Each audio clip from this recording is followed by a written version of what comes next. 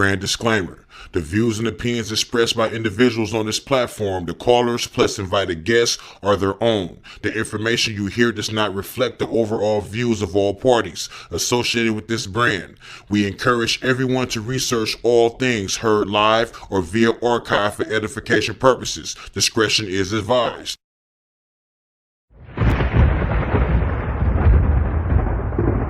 Don't touch that dial. You're now listening to Debate Talk Free Radio.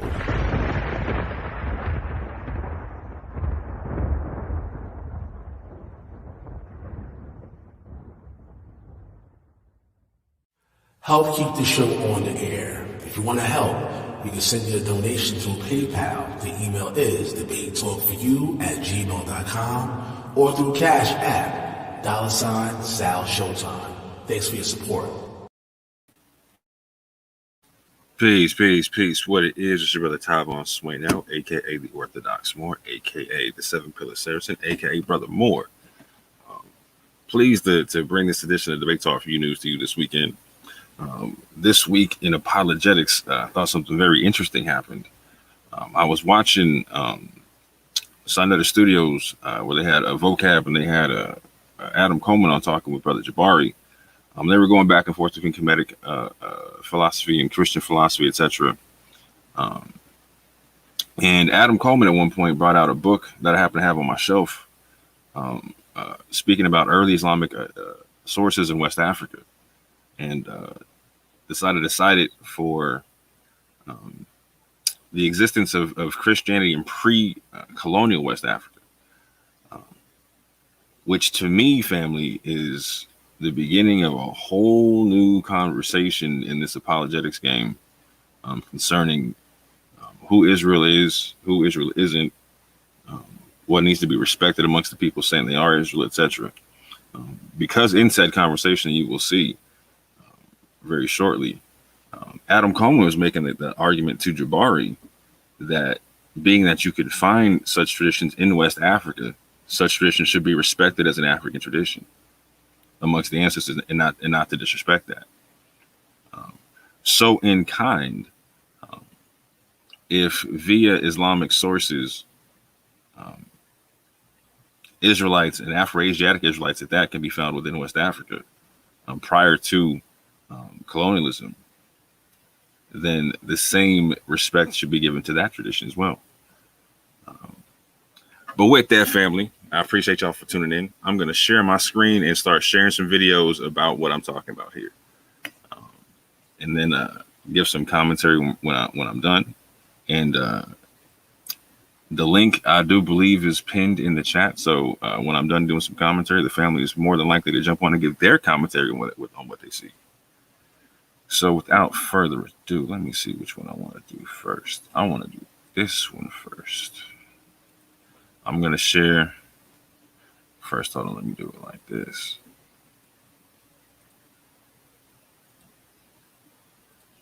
I hope y'all are having a good weekend.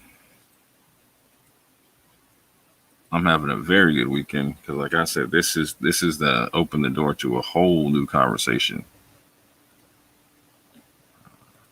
Okay, got that, Sharon. Before I hit play, family. Before I hit play.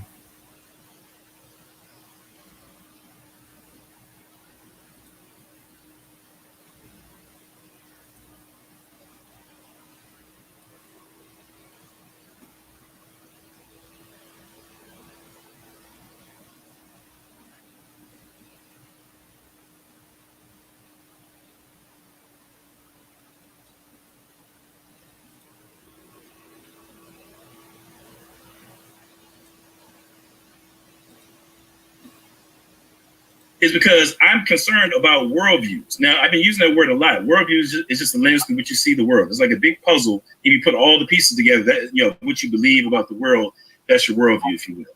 And what I'm saying is certain times, different pieces of a worldview clash with one another in such a way that it gives us a red flag that there's something wrong with that worldview. Therefore, when I go to your worldview and I ask you questions about what you believe about the one, everything is one. What I'm saying is your concept of oneness when it comes to that being or whatever clashes with morality in the sense that if you believe what you believe, then it leads to some really heinous moral conclusions, such as if everything is of the one, if everything is an expression of the one, then the slave masters that were beating and enslaving our ancestors and raping our women and going over there and colonizing, all of them were expressions of the one that you subscribe to. So what I'm saying is, no matter what evil you want to call out, whether it be slave masters, the people who built the church in the slave, whatever, I don't make any excuses for anybody who claimed to be a Christian and did anything like that. Then people will probably bust hell wide open for all I know. And that's fine. I'm saying, but at the end of the day, if I'm going to take on your worldview, I'm jumping out of the frying pan into the fire, because at the end of the day, the one in your theology, if we follow it to its logical conclusions, we have to say that the one is responsible for all the evils that you're talking about. Lastly, it's not true that all of our ancestors came into Christianity as a result of the bullwhip. I have a book right here in my hand called The Corpus of Early Arabic Sources for West African History. And on page 250, we have an excerpt from a letter in which Mansa Musa attests to there being Christians in his kingdom of Mali going back to the 1300s. Again, that's Corpus of Early Arabic Sources for West African History. That's at least a century before any European set foot in West Africa, snatching up anybody for slavery. So there were Christians in West Africa. There we go. There were Christians in West Africa prior to the transatlantic slave trade by the attestation of Mansa Musa. We all know who he is, King of Mali. And so you can't say that, oh, we just came into this because of change. That's not true. And I think it's a shame that you're misrepresenting your Christian West African ancestors like that. And we need to honor their heritage just like you would any other tradition. Now, could I share my screen a little bit? No, you spoke, he spoke, now I speak. I didn't share my screen. Well, yeah, so as you can see, family, he cited a source from a book called A Corpus of Early Arabic Sources from West African History. And he's talking about a conversation with Mansa Musa, etc., where Christians are being cited in his kingdom, etc. Now, this is a very recent video. Truth be told, this isn't the first time I've heard Adam Coleman say this. To be honest, I only heard him say it in one other instance, and I didn't think he was going to continue to say this because, like I said, I actually have the book on my shelf. But I'll get into why I thought that in a second. But instead, let me just share my screen one more time and show you another video where it's the first time I heard him say it. Okay. And just for Sal's sake, we're going to do it like this.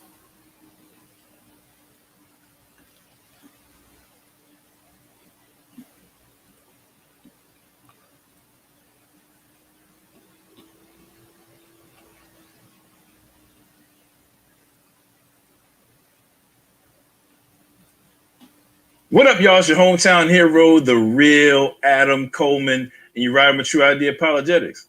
And look, I done told y'all, man, the claim that Christianity is the white man's religion is straight trash. And the more we research the subject, the more evidence that we find that cuts that claim to shreds. Now, look, one of the most common claims among the Christianity is the white man's religion crowd is the notion that prior to the transatlantic slave trade, Africans had no dealings with Christianity. And it's not uncommon to see popular YouTube pseudo scholars and memeologists who believe that nonsense and post memes like this one here as they try to drive home the claim that it was through slavery that Africans were first exposed to and converted to Christianity.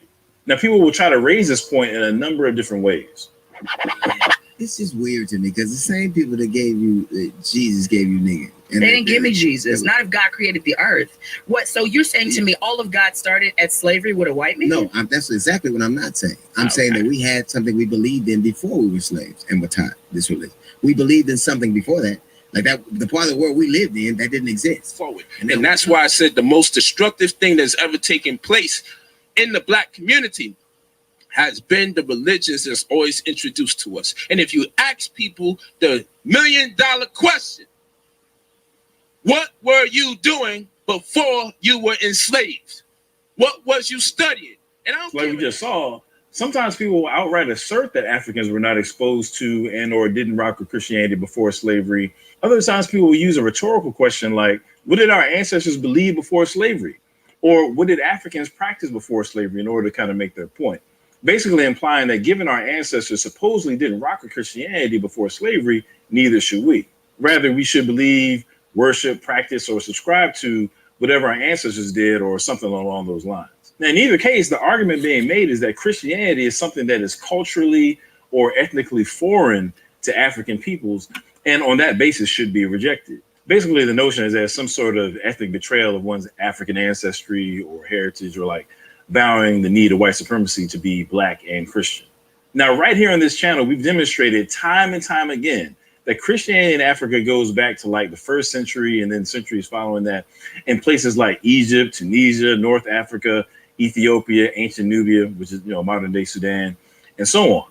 But for some folks, that just ain't good enough. Their pushback would be something like, well, that's East Africa or North Africa, and our ancestors came from West Africa. So then we give them more facts. We show them the evidence of the Congo embracing Christianity on various levels in 1491. This occurred under the rule of King Afonso as the Congo came into contact and trade relationship with Portugal. But then folks still want to push back and to say, okay, well, there's your evidence of African enslaved persons exposed to Christianity before being slaves, but that came about due to their interactions with Europeans, the Portuguese, who obviously participated in the slave trade. So, that doesn't really count. All right, so I'm going to give y'all an important piece of the puzzle in terms of answering Brother Polight's $1 million question. Now, the fact of the matter is West Africans were not monolithic. They didn't all believe and practice the same thing. Now, of course, while bashing Christianity, folks will at the same time align themselves with various religions, spiritual systems, or ideologies that they believe to be in line with what our African ancestors practiced, whether it be Islam, Kemetic spirituality, various forms of African spirituality like Vodun and so on. And of course, the Hebrew Israelites would want to claim that you got some sort of old covenant worship of Yahweh, being practiced in West Africa before the transatlantic slave trade. But without fail, Christianity is always left out of that loop. However, I'm about to hit y'all with something my dude, Dr. Vince Bantu, just put us onto a couple weeks ago. So shout out to him for this one. What if I told you there was a community of African Christians in West Africa a century or more before the arrival of Europeans and the beginning of the transatlantic slave trade? Well, that was exactly the case. And we got receipts to back it up. All right, let me take you back to a West African kingdom called Mali. Mali was a landlocked West African nation just southwest of Algeria, just to put it in perspective of where we are on the map. And during the period of time we're interested in here, Mali was ruled by a famous African king named Mansa Musa. Now, Mansa Musa was a Muslim ruler and is probably most known for the fact that the man had mad money, like lots of money. It's speculated he may have been the richest king that ever lived. Now, in this book that I just happen to have right here, titled A Corpus of Arabic Sources for West African History, edited by Levsian and Hopkins, on pages 250 and 251, we have a translation of a primary source describing what happened during a trip that Mansa Musa took to Egypt. This entry into the book is attributed to Ibn al-Dawrdari and is dated to have been written in the early 1300s around 1335 CE. In a portion of his work, al-Dawrdari documents a man that he describes as the inspector of the army named Al-Din, speaking on a conversation that he had with Mansa Musa. Al-Din reports of the conversation like this. He says, quote, "I asked the king of Takur, how is the description of the place where the gold grows with you?" And he replied, "It is not in that part of our land which belongs to the Muslims, but in the land of the Christians of the Takur. We dispatch collectors to take from them a species of the tribute due to us and obligatory upon them. These are special lands which put forth gold in this fashion, and it consists of small pieces of varying sizes, some like little rings, some like carob seeds, and the like." And then further, it's recorded that Al-Din responded to Mansa Musa by asking, quote, "Why don't you take this land by conquest?" To which Mansa Musa replied, "If we conquer them and take it, it does not put forth anything. We have done this in many ways, but seeing nothing there. But when it returns to them, it puts forth as usual."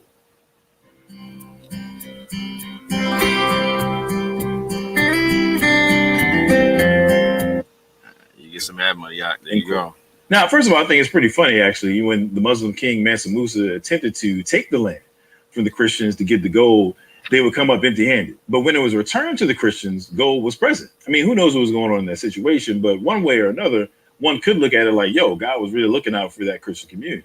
By the way, if you haven't made yourself a part of our True ID community yet, make sure you like this video, share it, and subscribe to this channel. And also be sure to subscribe to my True ID gaming channel. That's where we mix in gaming with apologetics discussions and Q&A and all that. We have a good time. But anyway, here's the point that I wanted to get at. Again, the source of this conversation between Al-Din and Mansa Musa is dated to have been written down in 1335 CE. The general understanding is that the transatlantic slave trade didn't begin until the early 1500s and maybe about mid to late 1400s, depending on how you want to interpret certain events, leading to the full-blown slave trade. But with that being the case, either way, what we have here is evidence of one of Africa's most famous kings, Mansa Musa, referring to a community of indigenous African Christians living in West Africa in the kingdom of Mali for well over a century before Europeans arrived on the west side of Africa and before the transatlantic slave trade popped off. So when people try to drive an ethnic or cultural wedge between Christianity and Africa by asking rhetorical questions like, what did Africans worship before slavery? Did Africans know anything about Jesus before slavery? If our African ancestors had no dealings with Jesus or Christianity, and then why should we? Each of these questions is based upon the false assumption that Christianity was foreign to West Africa before white folks showed up. The reality is Christianity was one of the various religions or spiritual systems practiced by indigenous people in West Africa before slavery. In other words, even before the transatlantic slave trade, Christianity was a part of the spiritual landscape of West Africa, if you will. That's just fire right there. So anyway, if you want to learn more about Christianity in Africa before the transatlantic slave trade, we've got plenty of content right here on this channel. As a matter of fact, you can click on the video beside me and check out our interview with Dr. Vince Bantu on early African Christianity. And also be sure to check out our other content that I've got on the surprising dynamic. Yeah, I'm going to check out the interview in just a second, but what I want to do is go back to what the brother was saying about this quote here.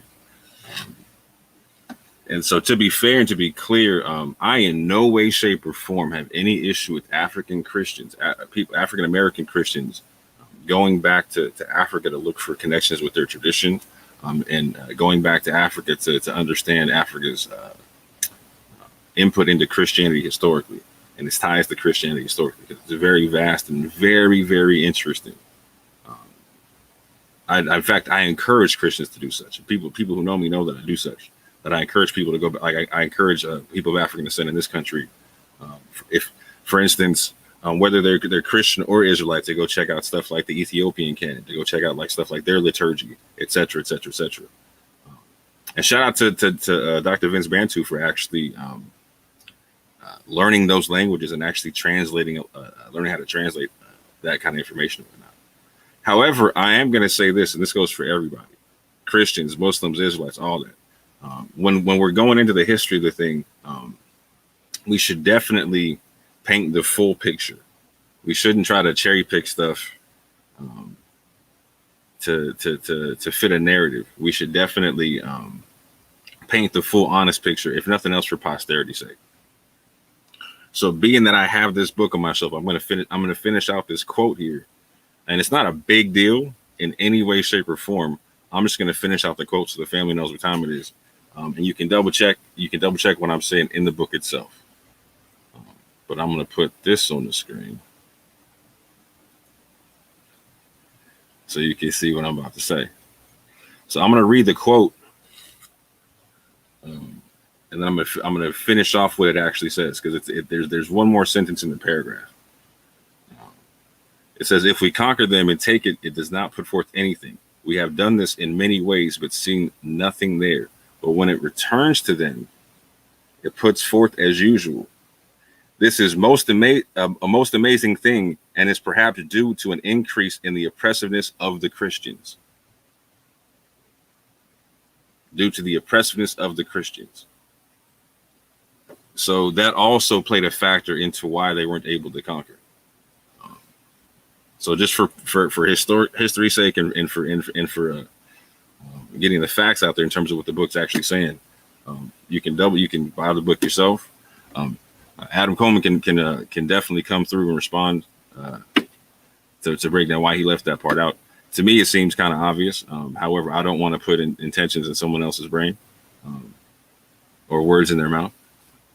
So I definitely invite the brother to come through and break down why he chose to leave that particular part out. However, I will say this though. I did go back and listen to the interview with him and Dr. Vince Bantu, and I found it to be extremely interesting. Extremely. And you know what? I'm gonna link all this stuff down below, and I definitely suggest people go subscribe to the brother's channel, Adam Coleman. Go check out the interview with Vince Bantu, the whole of the interview. I'm gonna play a portion of it. I'm gonna play the Q&A here to where I feel like Dr. Vince Bantu said some very interesting key information that's going to play into some commentary I give based upon the fact that now we're citing Islamic sources to prove African Christianity in West Africa.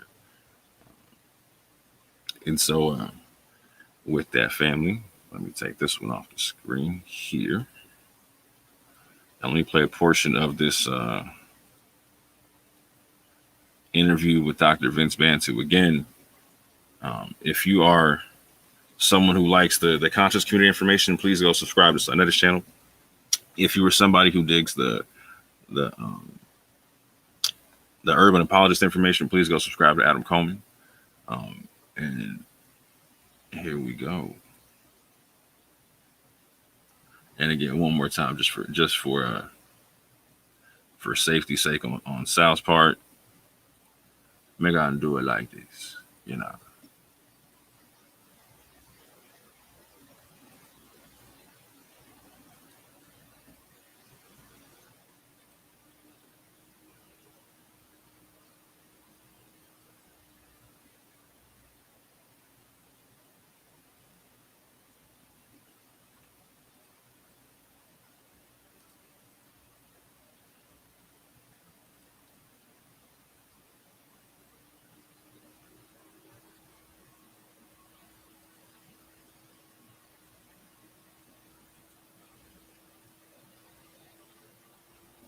Oh no, don't play.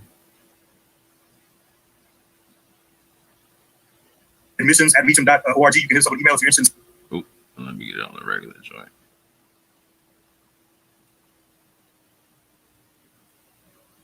I'm actually about to get some more ad money right quick.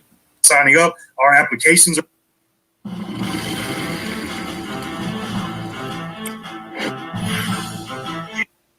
on the website. Our class schedules are on the website.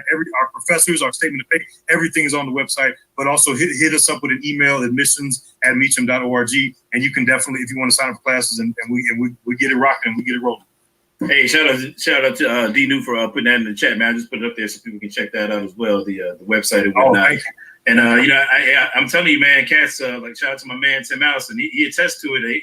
It's no joke, y'all. Don't think you're gonna come in there and be playing around. Like it's rigorous. It's legit education. You know what I'm saying? So get your put your thinking caps on. You know what I'm saying? It's not a game out there. It's not a game out there. So real quick, man, if you're cool with it, we'll just take a couple questions, man. And I know I've kept you for about an hour and a half, so I don't want to keep you too much longer. If that's all right, you know. Oh yeah, no, yeah, that's cool. All right, we'll get a couple in, man. So question, and I apologize. I'm not going to be able to pronounce his name. Excuse me, but the second part is Elizabeth Nandawula. That's my best shot. Sorry about that. Question: was the Ethiopian church different from the Egyptian church in terms of theology? Many people show those two as different. I'll throw that to you. I don't know. That's a great question. So I would say yes, they were different. Ethiopia became a Christian nation in the 300s, in the 4th century, during the time of King Ezana, and Athanasius reports, and also church historians, both from the Roman Empire and from the Ethiopian kingdom, report that when Ezana became a king, that there was a missionary from Syria named Frumentius who actually grew up a slave. This is fascinating, y'all. This is another just like amazing. This is just an amazing paradoxical irony. Most of us Black folks, especially on this side of the Middle Passage, we often confront the idea that Christianity started for us in slavery. And the idea is that the people bringing Christianity were the slave owners and we were the slaves, the non-Christians.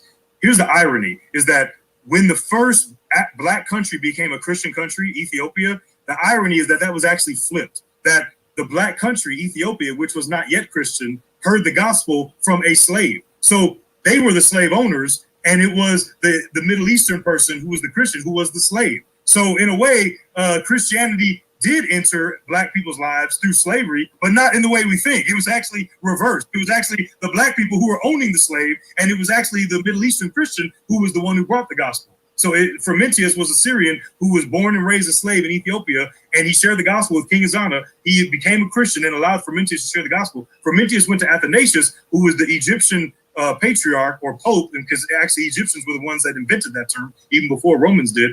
And Athanasius sent Frumentius back to Ethiopia to be the first Abuna, which is the Ethiopian word for pope or patriarch. And Frumentius was the first Abuna of the Ethiopian church under the auspice of the Ethiopian king Ezana. So from that time, but that was also under Athanasius. So from that time going forward, the Ethiopian church was always, up until modern times, was always jurisdictionally under the Egyptian church. So that's why sometimes it can become confusing, and sometimes even people will refer to the Ethiopian church as the Ethiopian Coptic church, because Coptic is just a Greek way of saying Egyptian. And so there's some truth to that, because again, ecclesiastically, not only the Ethiopians, but again, a century later, in the 5th century, Nubians became a Christian kingdom as well. The Nubian king embraced Christianity. So by the 5th century, Egypt, Nubia, and Ethiopia were all Christian nations. They're African nations, all predominantly Christian, and they're all along the neighbors to each other. But all of them were under the Pope of Alexandria of Egypt. So they were all theologically and ecumenically connected. And so Ethiopia was under Egypt for many centuries, up until the 20th century. The Ethiopian church did not become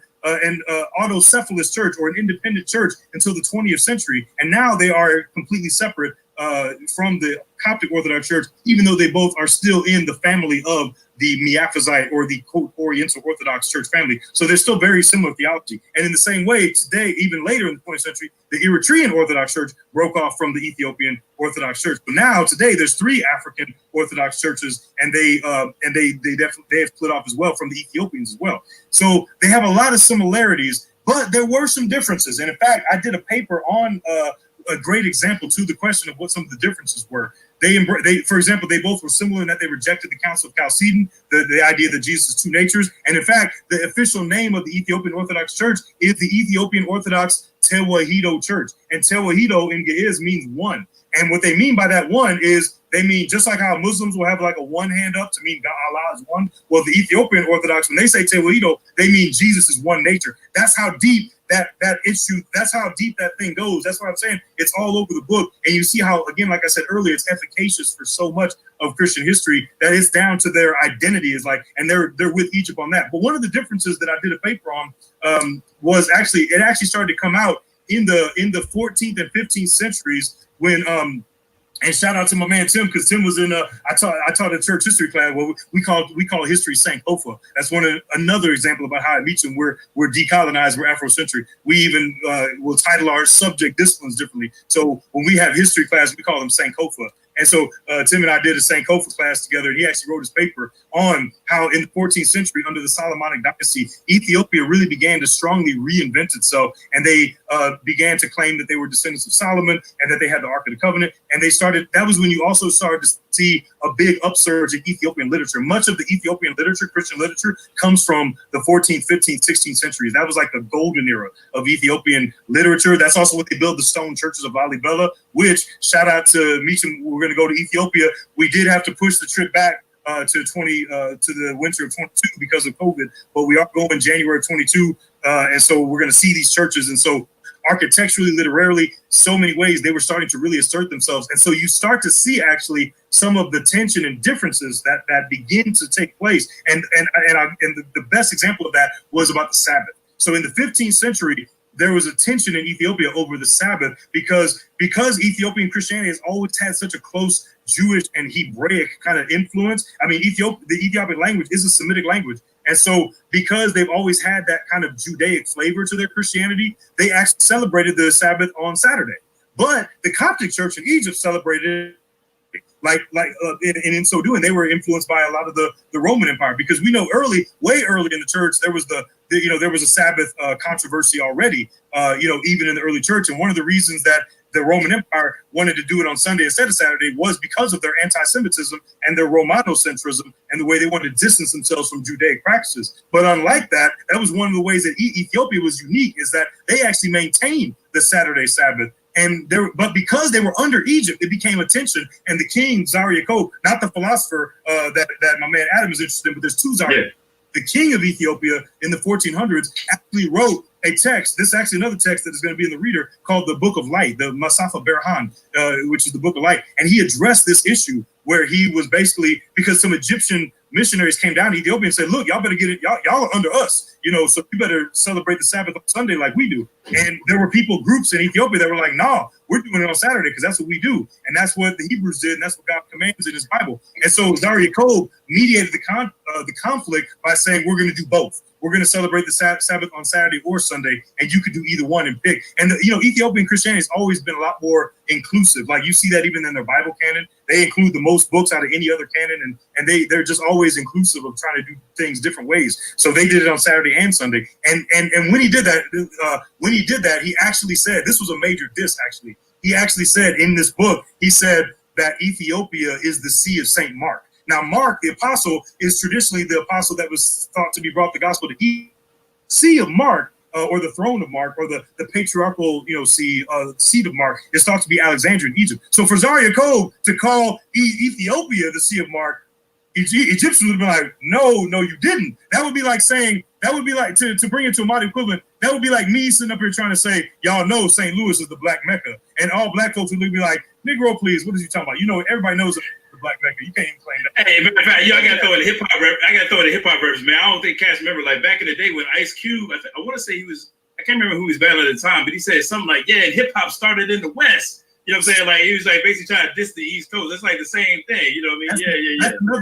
That's an even better example because everybody knows that that's not true. But in the late 80s and early 90s, at that time period when NWA and Tupac and Snoop and Dre were the biggest names in hip hop, they held dominant. So in the same way, in the late 80s and early 90s, West Coast was reinventing itself and in a way trying to distinguish itself from the East Coast. And that's kind of what was happening in Ethiopia. That's an even better example. Right. That's an example to that question of the ways in which they were different. They have different canon, Bible canon. I mean, they're different Sabbath. I don't want to keep going on, but yeah, there are many ways in which they're the same, but there are also many ways in which they're different. Man, I got to bomb on you a little bit, man. My man, Dwayne Brown in the building, he said, Vince Bantu taught a first millennium African Christianity course via Zoom while driving from St. Louis to Houston several hours without using a single note the entire time. Meet your school, I'm you know what I'm saying? I'm joking because seriously, like cats think I'm tripping when I say this stuff. Like I've seen you do it. Like I've told people this man can do a whole lecture off the dome. I've seen him do it. Like I know it's crazy. It's phenomenal. You just got a brilliant mind, bro, man. I just want to salute you, brother. Like seriously, man. And I'm serious. I've said it a couple of times, but I really want people to get the weight of this. Like I read a lot. I'm saying I read a lot of history. I read a lot of philosophy because my thing is I don't want to just read a book here or there. I want to kind of understand like what's going on in different fields. I'm saying I spend a lot of time reading. And so when I hear you talk, like I'm hearing like really you're not just writing books, like you're contributing to a field of knowledge. And I think I want people to really understand that. Like this is like really groundbreaking material, bro. You know what I'm saying? I mean, the translations, the book you just dropped, Multitude of All Peoples. I mean, this has implications historically, missiologically, philosophically. I mean, there's so many different things, that you're doing, bro. So I just want to salute you. You know what I'm saying? Somebody asked one other question. I'm gonna just throw it out there real quick if you're comfortable with it. I had missed one, but I just want to make sure I took the time to salute you on what you're doing. I appreciate it. Hey, praise to it. Yeah, praise to it. There you go. Let's see. Last thing. So it says somebody said ask him. Oh, Beatrice Wells. Shout out to Beatrice Wells in the building. That's what's up. Say ask him to expound upon the picture on his book's cover with the worshipers in African masks. So actually, I think you covered that. Right. I don't know if she's thinking about something else, but that was a little bit earlier in the video, so my mistake on that one. But yeah, so just rewind the video a little bit. You know what I'm saying? You can definitely catch that. If you rewind it, we actually got all up into that. Yeah, that was powerful, man. I put it in the chat. My mind was blown. You was bringing that down, bro, because it's so key. Like just that one picture, like you said, establishes a connection between West Africa and East Africa in a way that we previously hadn't seen. Central and East Africa. That I certainly hadn't been privy to, and really lends credence to this notion that there's at least a minority of Africans who would have come over here during the transatlantic slave trade, whose first introduction to Christianity would not have been through at the slave master's hands, or the people group that they represented what I'm saying, had some interaction with Christianity, and prior to the involvement of slave masters and so forth. So, and I guess I will actually, Beatrice, I will say one thing real quick. Is that one thing to add to that painting is that, as far as I know, that is the most ancient painting of an African person wearing an African animal mask. So just think about that for a minute. Like, because African animal masks are like, that's just an African thing. I mean, we even brought that over through slavery. So we can't forget we're African. Where do y'all think Mardi Gras masks came from? I mean, that was black folks down in Louisiana. And there was even like, this is a random little note, but I learned about an African American Christmas tradition that we invented back in slave days, that after emancipation we kind of lost doing it, but it was called John Kankis. And it was like literally a African American Christmas parade where we would put on masks. So masks are like a pan-African thing that in the diaspora and on the continent, black folks have been doing, all over. That's such an aspect of African culture. And yet we don't ever see Christians doing that. In fact, I bet you a lot of Christians be like, no, we can't do that. We can't do that. Like you said, that's syncretism, blah, blah, blah. I'm like, but I just want to, now again, like we said, of course we have to transform culture and we have to embrace it. But think about how powerful that is for anybody that's saying Christianity is a white man's religion and it's not part of our ancestry. Bruh, Christianity is our ancestry. The oldest painting with an African mask was in a Christian monastery. And by the way, I didn't mention earlier that those African people in that painting, it's not on the book cover, but if you were in that whole room, they are right next to Mary holding baby Jesus. It's a nativity painting. So right next to baby Jesus, right next to them is a bunch of Africans wearing masks, shouting in Nubian, the oldest black language in the world, and they are shouting, "Thanks be to Tilla, and thanks for using Mary to give us our Savior." The oldest African mask was done by African Christians. So African culture comes from the Bisrot. So anyway, I did. Thank you, Jesus, and thank you, Beatrice, for bringing that up, because I do think that was a good point that we didn't bring up earlier. Bars, just straight bars. This is crazy, bro. This is so crazy. I want to go for like another hour, man. Like, no lie, man, because that's so. Because you're right. I mean, so now let me just kind of bring it home for some people may misunderstand. So think about, like, if you think of in Europe, right? A lot of the works that we have from some of the Greco-Roman philosophers and so forth were actually preserved in European monasteries. I'm saying, which is why we still have them extant today. So in the same. So now here's the thing. Now a lot of people will say that Christianity is basically just for idiots. Basically, and they'll cite the Dark Ages. But they have to understand that even in the so-called Dark Ages, really the preservation of culture and literacy and those ancient works was largely through the monasteries. I'm saying, and colleges and universities come out of that as well.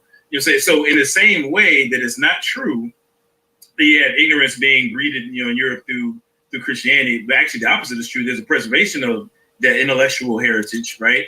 And what we're saying here is, with this picture right here is a demonstration that rather than Christianity being this anti-African force that's snuffing out, African heritage and culture, actually what you see is a respect and preservation of that culture in a monastery. In a Christian monastery in Africa. They're still honoring and at least respecting this traditional African expression, with the masks and so forth.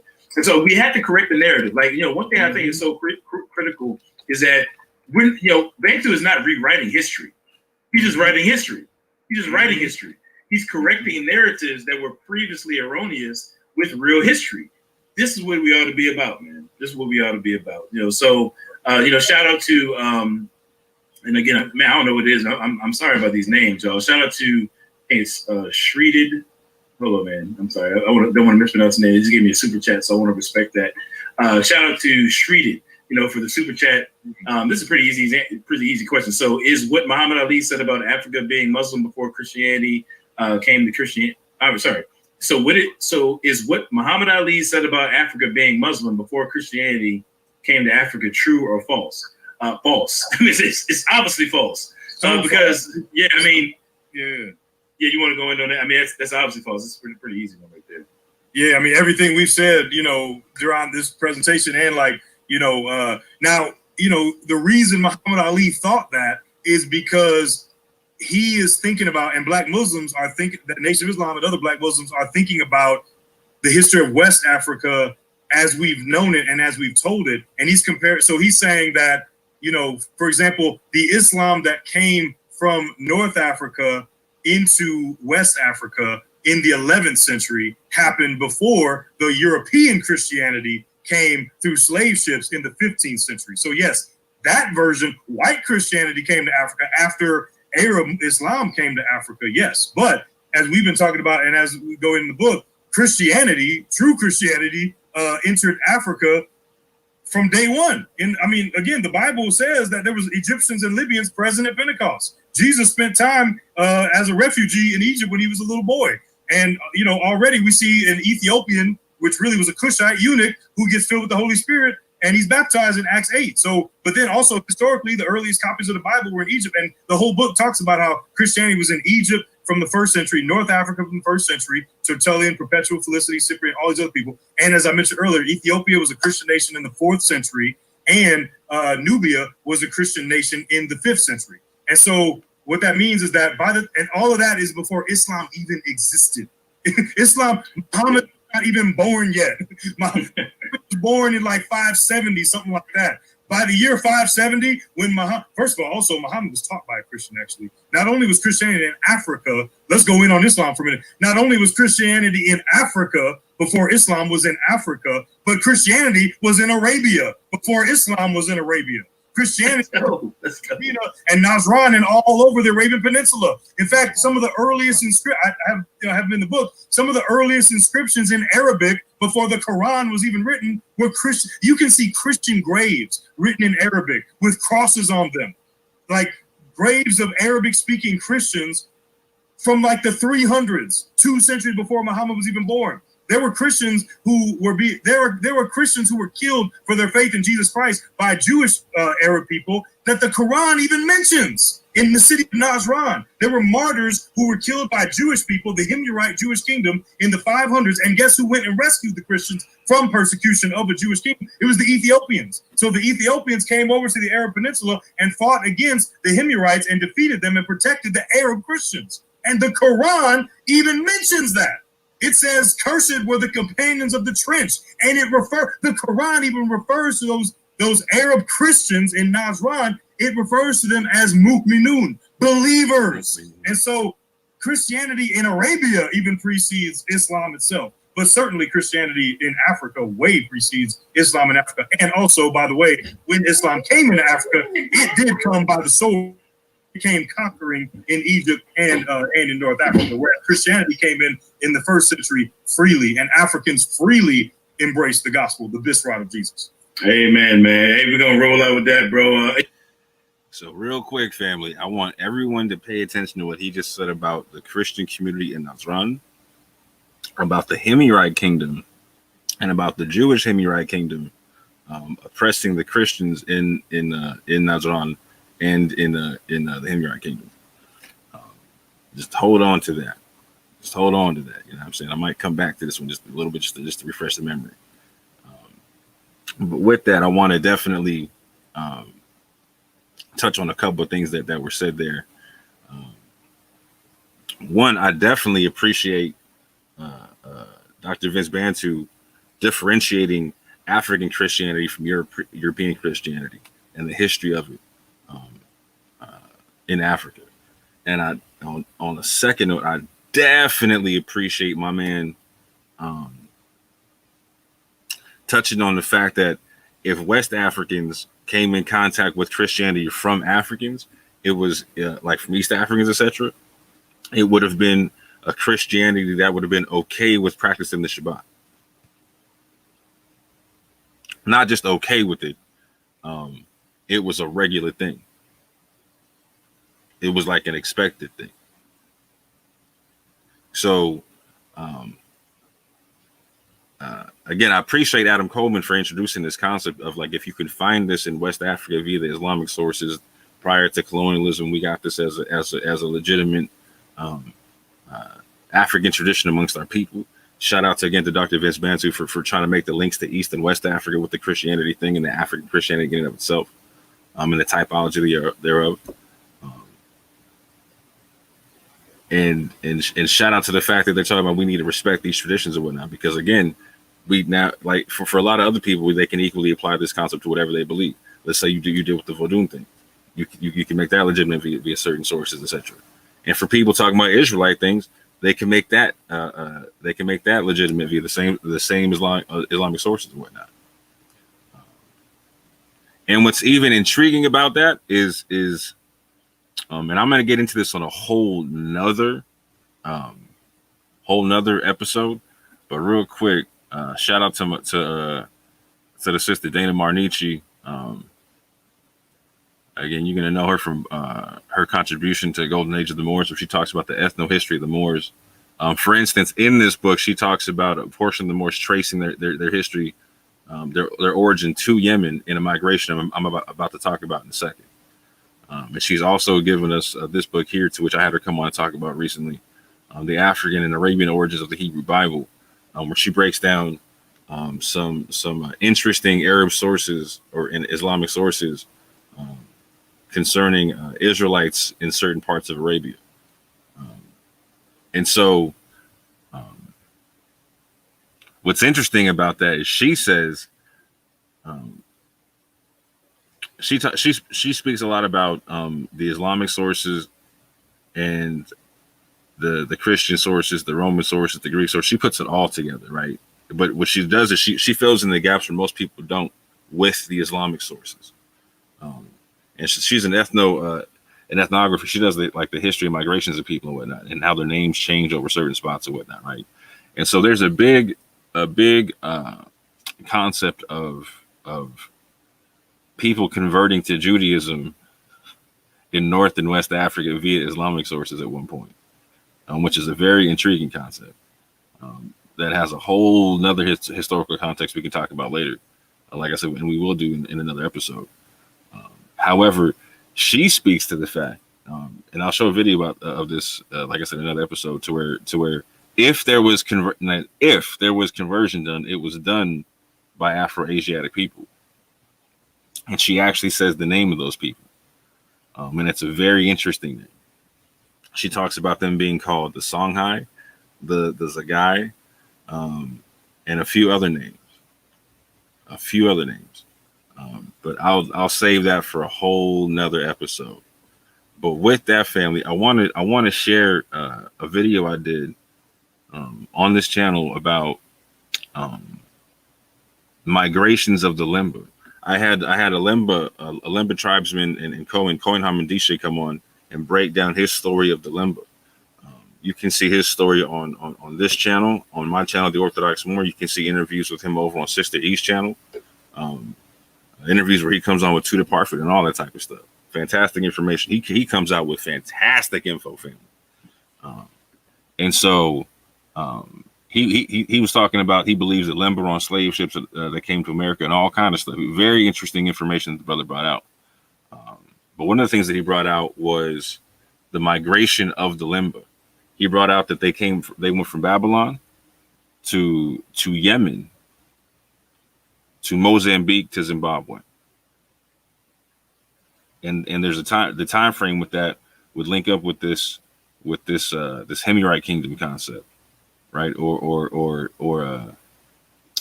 it's very important to understand it concerning where they went and who was there when they went there.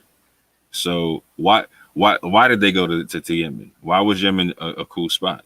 Oh, when you look at it historically, you have a Jewish population there, to the point where it eventually becomes a Jewish Himyarite kingdom, like Vince Bantu was just talking about. And I'm gonna make some other things clear about that, but I'm just gonna play a couple of videos. I'm gonna play a video about that migration, and I'm gonna play a video about another migration from Yemen to Mali, the areas that Adam Coleman was talking about. But let me share my screen one more time.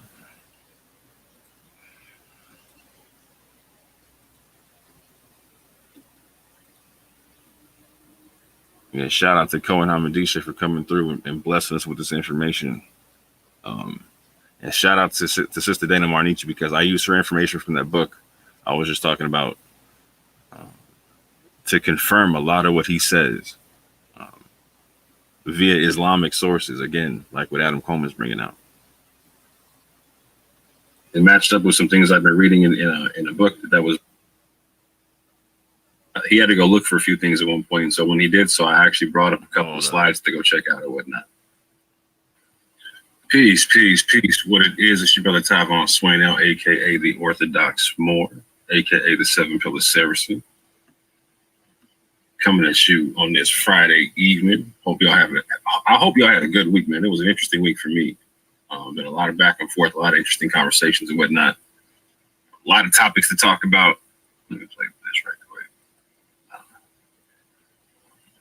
But yeah, I wanted to talk about a couple of topics in particular tonight. I wanted to talk about the Limba migrations because we recently had Brother Kohen Amadishe from the Limba tribe on for a good interview. I linked that interview down in the description. I also linked the interview with him and Sister E. I also put his Facebook and also his monetary information so you can donate to his ministry also in the description. And just so I can refresh everybody on that, there's his information in terms of his Facebook and website. And then here is his information in terms of where you can send him direct donations or whatnot. So you can quickly copy that down. You can pause this up and copy down when you need to, etc. But with that, family, I wanted to talk about a couple of things concerning that interview and also some conversations I just had being on the Dagger Squad panel with Garfield and Onken and Gozy, etc. whatnot. Because there's been a lot, like I said, a lot of interesting conversation concerning the Limba, the migration, people claiming Limba DNA, people talking about GEDmatch and are they using the right programs and formulas and are they using the right projects and GEDmatch, etc. whatnot. So yeah, just to kick it all off, I wanted to get off into a small presentation, getting into what the Cohen had talked about in his interview with us, talking about his migration and whatnot. And during our talk and whatnot, our interview and whatnot, he had to go look for a few things at one point. And so when he did, so I actually brought up a couple of slides to go check out or whatnot. And I want to actually go through that presentation so we can give some historical background to some of the things that the Cohen was saying, because it was very interesting. And I thought it was interesting because, like I said, it matched up with some things I've been reading in a book that recently came out by Sister Dana Marnici Reynolds. If you don't know her, she is a very, very powerful scholar. She's an ethno historian, a biographer, etc. whatnot. And she has works in the Golden Age of the Moor and whatnot, etc. with Ivan Van Sertima, where she does an ethno history of the Moors there, which is fantastic, which eventually I'll talk about and how it ties into this conversation with the Cohen. But the sister also came out with the book. Let me see if I got a picture of it in this StreamYard or not. Let me double check. Let me double check for you real quick. Where do I have that picture?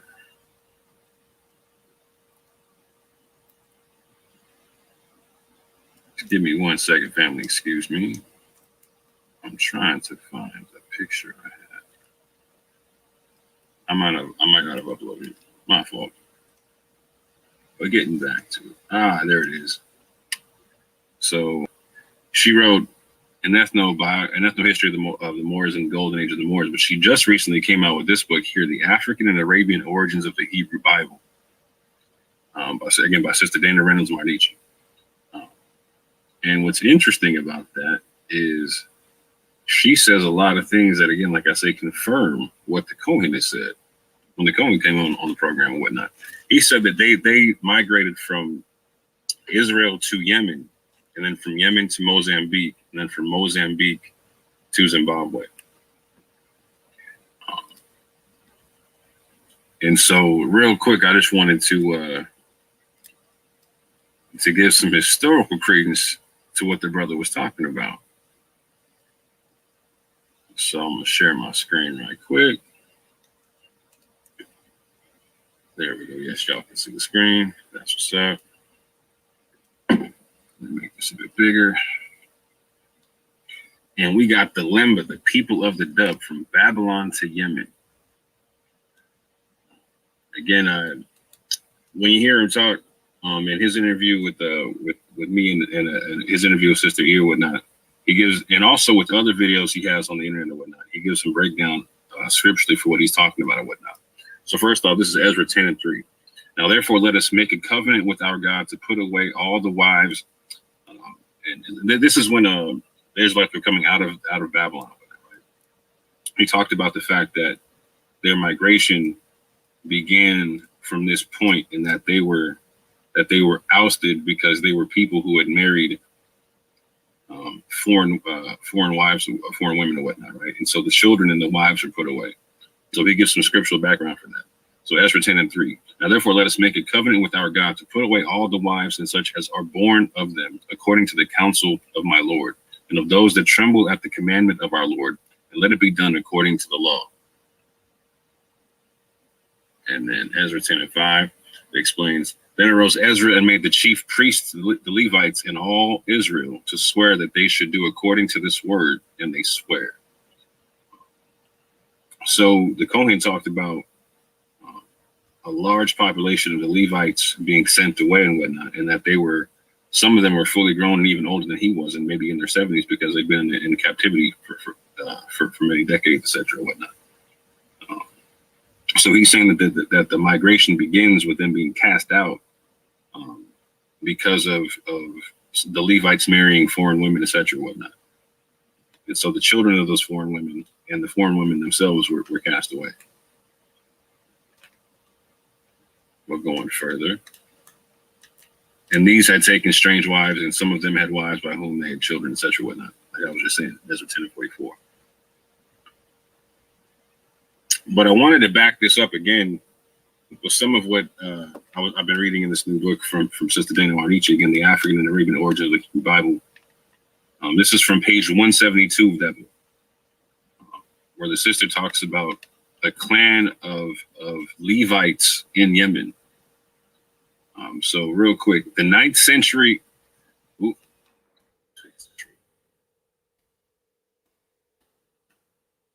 Pardon the typo, but the 9th century Persian Yemenite Wahab ibn Munabi was Jewish. Who was Jewish, spoke of the lineage of Banu el-Harith, the Banu el-Harith tribe, from whom came several of the more recent Zakhran tribes of Asif. The Wahab wrote of the priestly line of Eleazar. He is Elias bin Yasin bin Finhas bin Al-Izar bin Harun bin Imran. Allah sent him to the children of Israel after his Caliph, Ezekiel, peace be upon him. And so, just so you understand, this would be Phineas or Finhas. This is the Arabic for that. Al-Itzar, this would be the Arabic for Eleazar. So this is Finhas, the son of Eleazar, and this is Harun. This is how you say Aaron or Aaron in Arabic. So this is Phineas, the son of, Phineas, the son of Eleazar, the son of Aaron. Again, this is also saying the son of Imran, which is this is the Arabic way of saying Amram, the father of Aaron and Moses, etc. So again, they're saying that a Persian Yemenite Jewish person from the 9th century recorded a group of people who claimed that their descendancy was from this priestly line of Eleazar.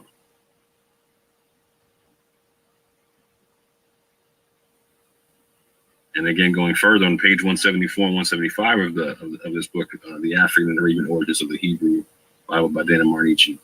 It says these Banu el-Harith, also bin Ka'ab or Ba'al Harith, according to Al-Hamdani's description of Arabia, were a branch of the Eleazar or Al-Itzar, which belonged to Azd, and this lineage is in fact again, same thing. I'll say this in English so you understand it. So Eleazar, son of Aaron, son of Imran. So Al-Itzar bin Harun bin Imran. The same concept. So you have a people claiming to have a Levitical lineage in Yemen. The tribe of Banu al-Harith or al-Harith mentioned in modern maps are located in the vicinity of the Shaba region of Hadramaut in Yemen, not far from a district called Jardan, where the tribes of Mansur or Manasseh and Nimrod are found. Again, these are people you can find these are names you can find in the Bible, etc. But this area of the Hadramaut, this is where Sinna is located, where Cohen Hamadishi said that they went to and they helped set up a city. So going further into that, well, let me bring this up as well. That Al-Hamdani, the person I just read, right, his source, or that source that I just read from Hamdani, he's a 10th century Yemenite Muslim from Banu Hamdan, from the Banu Hamdan tribe, a well-known Sabian clan that dates back in Yemen to the first millennium BCE. Al-Hamdani was a geographer, a chemist, a poet, a grammarian, a historian, and an astronomer. He wasn't just a nobody writing this. And he's from the area, and he's from the area for a long time. These people have been there for a long time. But I'm just going further real quick. Let me check, see if there's any questions in the chat.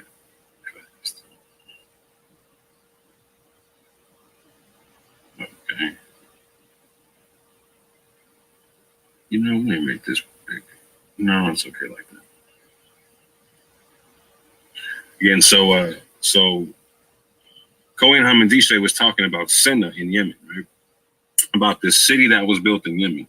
And it needs to be understood it's distinct from Sana'a, that's in western Yemen, and Sana'a, that's in Oman. Okay. Sinna is in eastern Yemen. Like I said, in the Hadramaut. Sinna is an abandoned and ancient town in Yemen located in the remote eastern Hadramaut Valley. Sinna was a thriving Jewish city at the time of the Babylonian Empire around 500 BC and is believed to have been dominated by Israelites who fled Jerusalem during the Babylonian invasion. They crossed the Jordan into Yemen, believing they were safe in the valley of the east, crossing the Masala River. This is from a book of Warriors, Lovers, and Prophets, Unusual Stories from South Africa's Past by Max Dupree on page 172. So just so you get an understanding, so that the Hadramaut area is where, the Hadramaut region is where Sinna is found. It is found close to this, to where the Aran region is found in the Hadramaut region there. There is a Sana'a in the western part there you see in the Azai region on the western part, but that is not it. We're talking about Sinna in the east. So in the Hadramaut, this is also from an article, The Real Black Genesis, Demythologizing the First Peoples of the Book by Dana Reynolds Mornici. She quite often talks about how the Arab sources talking about how the Hadramaut was the darkest part of Arabia in terms of skin tone. And so here, these are modern pictures of dancers from the Hadramaut and from women and a woman thereof from northern Yemen, from northern Yemen. And so you can see how dark they are to this day. So on multiple levels, you can see to where, if this is like where the area of Sheba is at, right? And people that are this darker one, you can see to where the Limba would have felt safe there. One, it's a Jewish kingdom. Two, they get to blend in. We're going further. Again, you can see on the map here where you have Sana'a on the northwestern part of Yemen. But if you go to the east, you can see where it says Sena, S-E-N-A. This is the area where Cohen Hamadishi was talking about. And again, you can see where he talks about they get in a boat and sail to Mozambique. We're going further. Again, that's in the upper right-hand part of the picture there, Senna. This is Senna. These are the ruins of Senna. And what's interesting about this is when I first saw this, I was like, wow, that reminds me of a lot of stuff I've seen in Mali and Timbuktu, etc. Whatnot. Very interesting. I'll be touching on that on Monday. But yeah, this is Senna. These are the ruins of Senna, etc.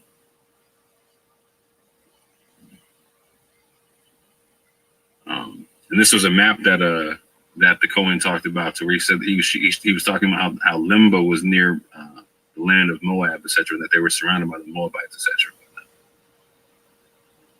I thought that was extremely interesting. But yeah, there was something that came out in the interview. Yeah, so definitely pay attention to that last reference I made to Mali and Timbuktu. I'm gonna now go to a video I just did on the matter, where I do a small presentation as well in terms of another migration. I might need to play, well, I won't play just for sake of brevity, but I have another video on my channel to where Cohen Hamadishe and Tudor Parfit and I were in the interview with Sister E, and we were talking about multiple migrations from Yemen of the Israelites from Senna, and the legitimate idea of testing DNA in West Africa and Central Africa, etc., based upon potential migration patterns out of Yemen the second time. With that, hold on.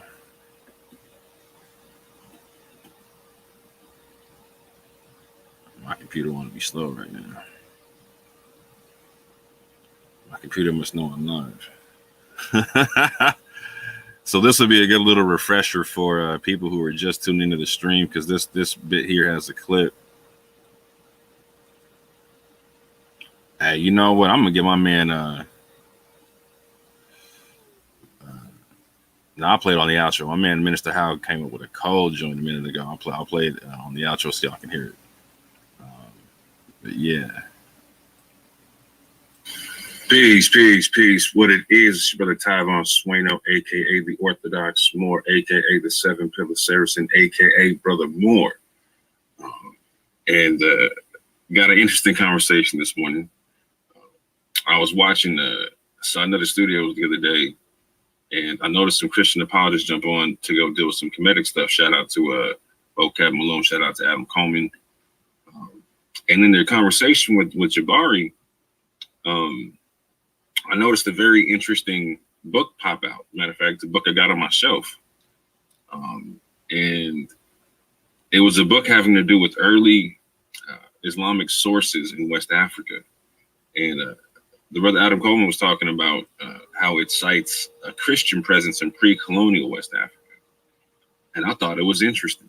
And he was talking about how we need to respect West African traditions, and Christianity apparently being one of them, etc. So I thought that was a very interesting situation, being that a lot of Christians and a lot of Israelites don't know that there's a multitude of Islamic sources that actually confirm an Israelite presence in West Africa, pre-colonial West Africa at that. And so I'll play the clip real quick for y'all family, and then I'm going to show a couple slides and then jump off. I ain't gonna make this too long. I just thought this was an interesting conversation. I'm going to get into it a bit more in depth tomorrow on Debate Talk for You. But with that, family, let me play this and get right into it.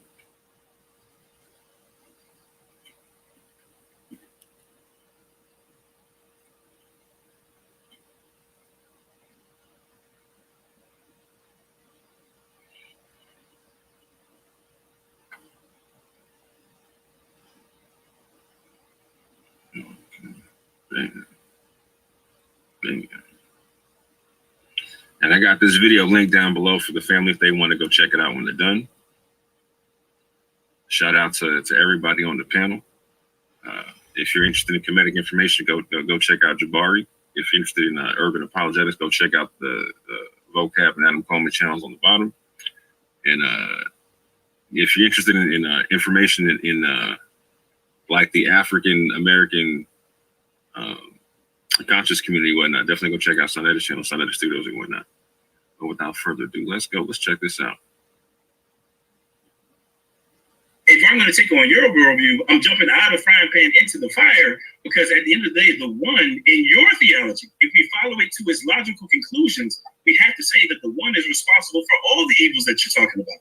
Lastly, it's not true that all of our ancestors came into Christianity as a result of the bullwhip. I have a book right here in my hand called The Corpus of Early Arabic Sources for West African History. And on page 250, we have an excerpt from a letter in which Mansa Musa attests to there being Christians in his kingdom of Mali going back to the 1300s. Again, that's Corpus of Early Arabic Sources for West African History. That's at least a century before any European set foot in West Africa, snatching up anybody for slavery. So there were Christians in West Africa. There we go. There were Christians in West Africa prior to the transatlantic slave trade by the attestation of Mansa Musa. We all know who he is, King of Mali. And so you can't say that, oh, we just came into this because of change. That's not true. And I think it's a shame that you're misrepresenting your Christian West African ancestors like that. And we need to honor their heritage just like you would any other tradition. Now, could I share my screen a little bit? No, you spoke, he spoke, now I speak. I didn't share my screen. No, I wasn't asking. Yeah, I thought that was a very, very interesting little bit right there. Like I said, I actually have that book on my shelf, and when I do the stream tomorrow, I'm going to go a bit more in depth on that, because there's more sources in that book that talk about Israelites in West Africa, like in Ghana and other places and whatnot. But I got that book at the behest of Dana Marnici. You've seen me interview her a few times. She has fantastic literature she's put forth into the community. And she has a lot to say in terms of the migration patterns of people through Africa, particularly going into West Africa. And she has a lot of interesting information concerning the Islamic sources that cite Israelite presences in Arabia, West Africa, North Africa, etc. And so I'll be going more in depth into that book and what she has to say about it tomorrow. But today I wanted to just jump on something very basic. So if now we're using Islamic sources to cite a presence of our Christian presence in pre-colonial West Africa, it becomes very usable to use the same sources to show Israelite presence in West Africa. And so they were talking about the kingdom of Mali, and they were talking about Mansa Musa, etc. And so in Mali, they have some very interesting literature that they have historically and whatnot. And so let me just share my screen right quick, and we can get right into this. Oh, hold on, let me get to my joint. My fault, family. Give me 2 seconds. There we go. Object this.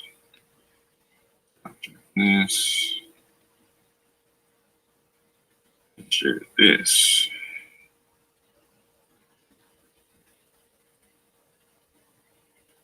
Damn. Good money. So I'm talking about Israelite migration from Yemen to Mali through the Timbuktu Chronicles. Again, these are historical attestations from Mali, from the same place that the brother was citing information from. The Timbuktu Chronicles, i.e., the Tariq al-Sudan and Tariq al-Fatash, are some chronicles that you can go look at, or that you can see. There's physical things, right? You can get copies of these things. They're lit, all that type of stuff. You can get translations of these things, all that type of stuff. But it's a history of the Sudan. Is a West African chronicle written in Arabic by Berber author Abd al-Rahman al-Sabi. It is a primary historical source for the Songhai Empire. And that's going to get real interesting in stuff I bring out with Dana Marnici and the stuff that she showed me and whatnot. Very interesting information about the Songhai. It also speaks of prior Songhai dynasties among the Mali Empire and the Tuareg. There's a lot of interesting information concerning the Tuareg and Israelites as well. That Sister Dana Marnici gave me information for, particularly the fact that there was Israelites that dwelt among the Tuareg. But yeah, Al-Sadi was the chief secretary of the armor administration of Timbuktu. So these are the chronicles of the chief secretary in Timbuktu.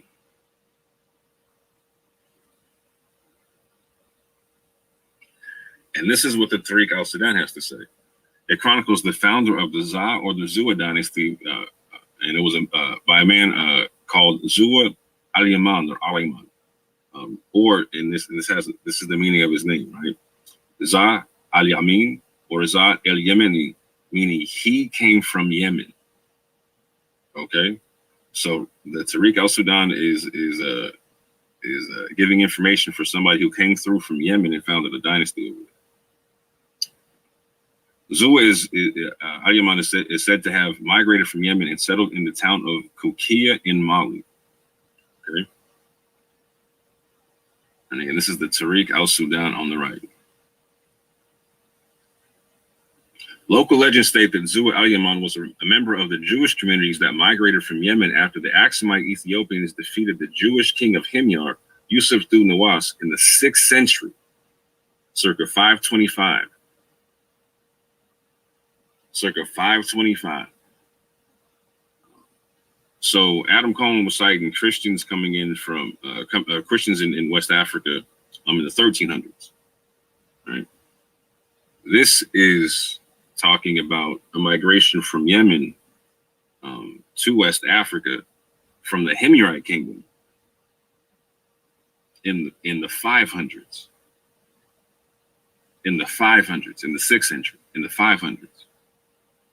And if you've seen my prior work, you know that I've interviewed people like Cohen and Dishe and have shown migration patterns that they've done to where they went from Yemen to South Africa, and then also documented the fact that between their story and Tudor Parfit, they were able to uncover that there were multiple migrations out of Yemen from that Israelite population.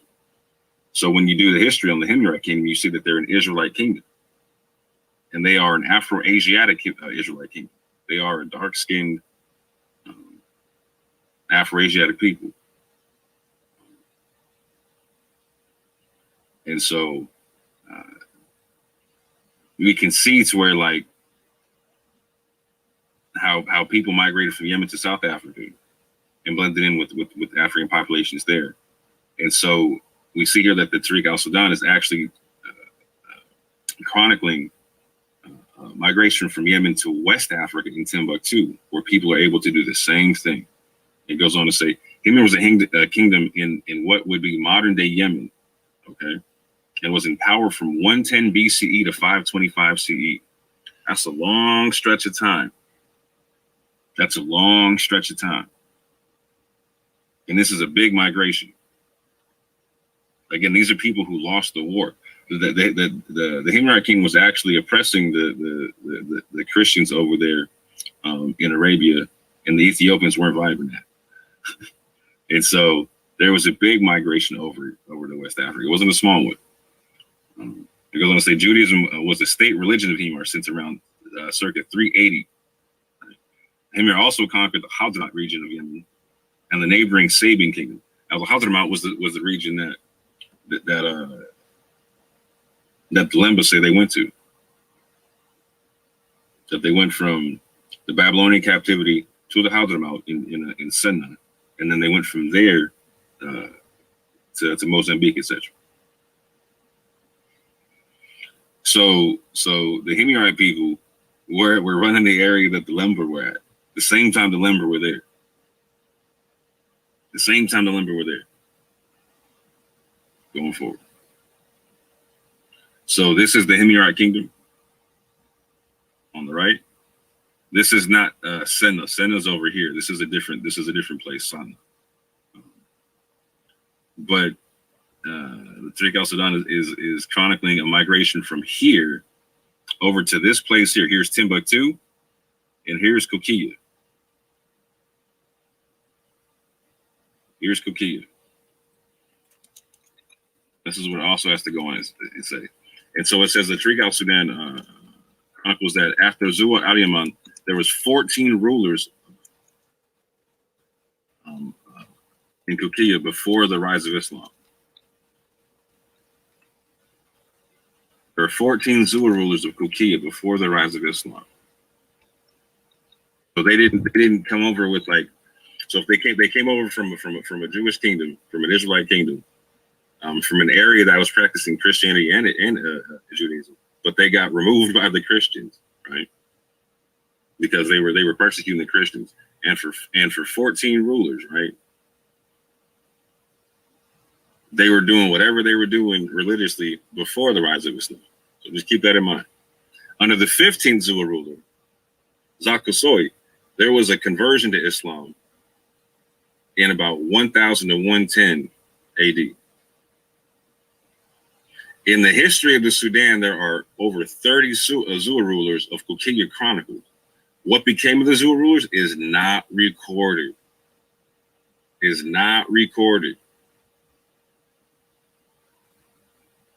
So for almost 500 years prior to Islam, you have this population of people coming over from Yemen being chronicled in Mali.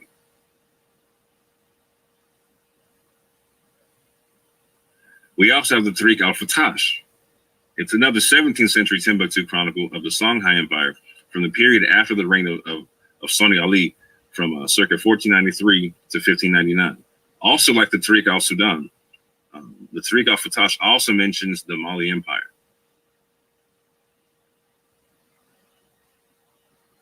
In manuscript C of the Tariq al-Fatash, it chronicles a community called the Bani Israel that existed in Tindirma, Mali, circa 1402. Roughly the same time period my man's talking about the Christians. They were said to own 333 wells, had 7 leaders, and if you look at their names, they have very, very, very Hebrew names like Yusuf, etc., etc., etc. I'll break that one down tomorrow on the live stream. But they also had an army of 1,500 men. 1,500 men. So these are a well-established people. Tindirma is in the modern Timbuktu region of Mali. So I showed you where Kokia was. This is Mali, but this little red spot over here is where Tindirma is at. So you see where Timbuktu is at in relation. And Tindirma is right there, right off the river.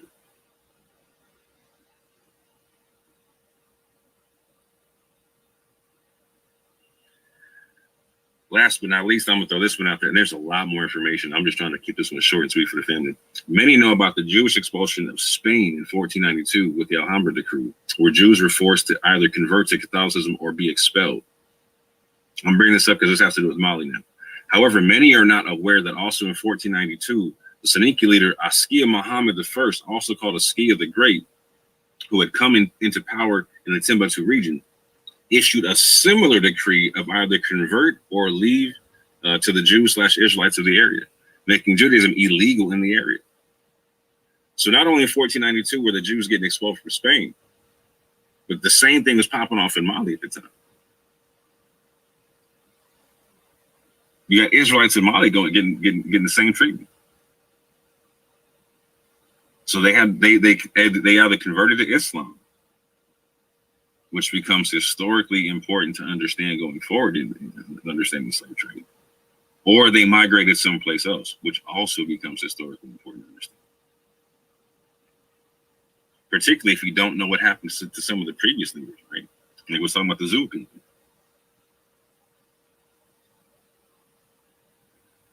But on the just real quick, family. So on the right is a picture of Cohen Hamandishe.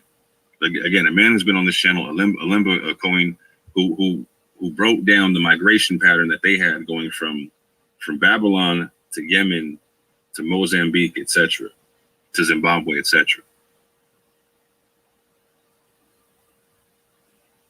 Now, on the left, we have a Mande man from Mali. Those colors in breakdown look strikingly similar, don't they? They look real familiar, don't they? My man's in Mali and potentially is descended from that same migration from Yemen. So we see how the brother on the right, again, they come from Yemen, right? But we see how they phenotypically have blended in to many of the people of Africa around them. And the same thing to the brother on the west, or on the left. It's we can see where there's a migration would happen from Yemen. It could very easily blend in, particularly over centuries. Again, we're talking almost 500 years before the rise of Islam, where they converted.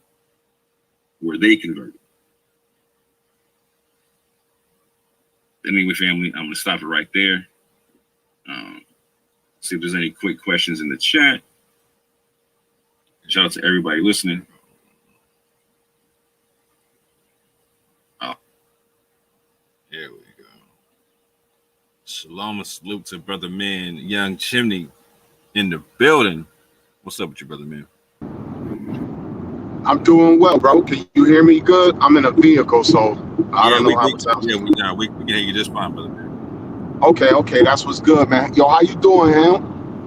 I'm doing better than I have, but I've had some health issues for a minute. So my apologies for not staying in touch, but I'm doing a bit better at the moment. So I decided to use my voice while I can. You know what I'm saying? Hey, amen, bro. No, that's what's up, bro.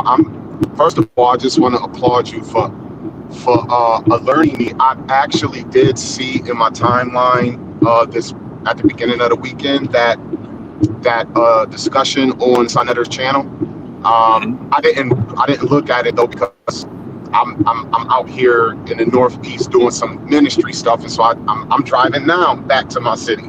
Been driving for 5 hours, so I was gonna plan to watch it, and God willing, I actually will, because I want to kind of hear the overall discussion. But what you chose to take from it to use to segue into this discussion that you're presenting is pretty profound to me, and shout you brothers out just for alerting the community to these things. Sadly, some people won't go further in their own research. They'll take sound bites from you even here today and make it for themselves like a concrete, they'll present it in other places as like being a concrete understanding they have of the information. So I just applaud you for even sharing links like, hey, go and look at this, go and look at that, naming books. The sister that you mentioned today, I never heard, no, I'm sorry, I heard of her probably one other time. I didn't do any digging, but now that I've heard her name a second time, I want to find out information on her just so I can go and kind of look at what she's presenting out there, source information and stuff, because I'm still in my education learning these things. And the more this information comes out, this is what's striking to me. What you've done is you've put onto our brethren who call themselves believers in Christ or believers in Hamashiach, you've put on them what he actually said to all of us if we believe by faith what is written of him. The measure that you meet a matter with, that same standard is going to be met back to you, right? And what Adam Coleman rightly did, in my opinion, in order to defend against one who would speak against the idea of belief, because it's interesting, even if our quote-unquote Christian brethren don't claim to be Israel, many of them, the Bible itself is being attacked by the Kemetic community, not just quote-unquote Jesus or Christianity. That's just one prong attack that they come with. So if you reject Jesus, it don't matter, the whole Bible trash, and then they'll try to downplay Moshe, Solomon, David. They'll try to downplay the existence of Abraham. You know what's up, bro. So what's interesting is for Vocab, Malone, Adam Coleman, and others who might find at times the necessity in their thinking to attack the Hebrew Israelite identity, and even though they call themselves at times trying to differentiate, they're not able to keep that up as well as they effort to, because in order to shoot down, I guess, what would be some bad doctrinal stances they find among some Israelites, they still have to overall attack the identity claim. The guy they call Faithful to God, Mike Pereira, it seemed like now his whole spiel is to just attack the identity. His claim is, if you come on my channel as a Hebrew Israelite, first you got to show proof that you're an Israelite before we could talk about anything else. That's sad as hell. That's sad. So even though they claim to be going after that doctrine, they're attacking the ethnic identity claim simultaneously, some of them more overt than others. And so by citing that source of someone speaking of a conversation with Mansa Musa, and he called it a primary source, he called for there to be a respect unto your quote-unquote African ancestors who were Christians, who were believers in Christ before the transatlantic slave trade or Europeans coming into West Africa. Fine.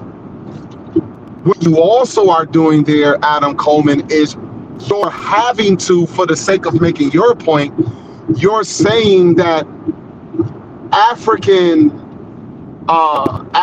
choosing of belief systems, because he said West Africans weren't monolithic.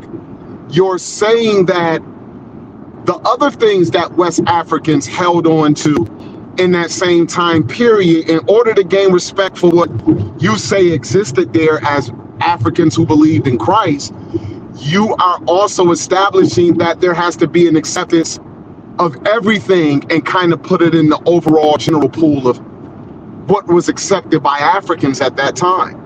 And what you've done brilliantly, my brother, as you always do, you are showing other source, primary and otherwise, to say, hey, well, doesn't that also apply to the Hebrew ethnic identity claim amongst West Africans, East Africans, North Africans, and other Saharan or sub-Saharan African populations? And you've just shortly yet meticulously showed examples.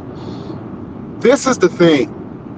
In order to prove the idea of Africans who were dealing with Christianity, it's not predicated upon other Africans being righteous in what they believe, or necessarily them Christians being 100% right in their belief, but just establishing that it was there. They don't apply that same thing to us when what you did, you go and you show the proof text. They're basing their denial in many ways of the ethnic identity claim in Africa because maybe these Israelites that you're showing today, they didn't all believe in Yeshua ben Yosef as the Hamashiach of the nation. Well, my thing is that that's not the requirement for the conversation to establish the ethnic identity claim through oral tradition of the people themselves, and then even the identifying of those people from Arab and other sources in the region who had interaction with these groups. I just don't see them being as meticulous in fairness. And so I do believe that what you're doing today is necessary, and I plan on, and I hope that everyone else listening, I hope we can humble ourselves to say it's not our job to know everything, but the things we choose to defend, once we get little pieces of cheese to lead us to the trap of information, if you will, for lack of better expression, may we really dedicate ourselves to going to these things being shared and study up on them and read them so that our quivers will be more full as we simultaneously, like yourself and myself, being believers in Yahushua ben Yosef as the Hamashiach, the prophesied Mashiach of Israel, and also claiming the ethnic identity. May we fill our quiver with more information to defend the faith, but at the same time to defend our right to the ethnic identity claim. So this was brilliant. Hopefully I didn't lose people in the sauce of what I was saying, but I've sat back and been here before it started, and I just love what's happening because this is needed more. So thanks for giving me some minutes to ramble on, my brother. I appreciate the work you're continuing to do, and man, I'm just going to keep using what you guys are putting yourselves out there for, to point us to information that we should go study and read, and not just take sound bites and go and call ourselves swinging our sword at others. Appreciate it. Yeah, all praise to the Most High. I'm about to give it right back to you though, because I'm really super glad you jumped on, because you were the person I was hoping would jump on because of what Dr. Vince Bantu said about the form of Christianity that West Africans would have been exposed to from East African Christians, in that it would have been normal and regular for them to be honoring the Sabbath, etc. And I've made the point multiple times that basically when you look at the majority of Messianic Israelites in America, they're literally like a half step from being Ethiopian Christians.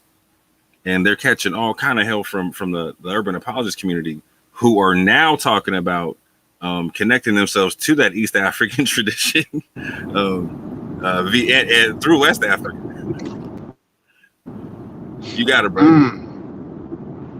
No, you know what? He also, I'm glad he brought out that point, because what he was showing was that in Ethiopia, the Hebraic tradition, not just Hebraic in the sense of Jews or Israelites, but Hebraic in the sense of early Israelite believers in Hamashiach were Torah observant. That's what's important. And the Ethiopian believers identified with what is clearly seen in the scripture. They're doing what was in the scripture more than their, as he pointed out, Egyptian Coptic counterparts, who because of Alexandria in history being more influenced by the Romans, while the Ethiopians were more influenced by the Hebraic tradition. Why? Because more Hebrews, as you're showing, were in that region than would have been closer to the Mediterranean Sea, just because they didn't run to the Mediterranean tip. That's where the Romans had power. They were going further into the interior of the Sahara in order to stay far away from the Romans. And so their belief in Hamashiach had more of a Hebraic influence. But Bantu said this, and this was interesting, King. He said there were earlier arguments which actually went a millennium back.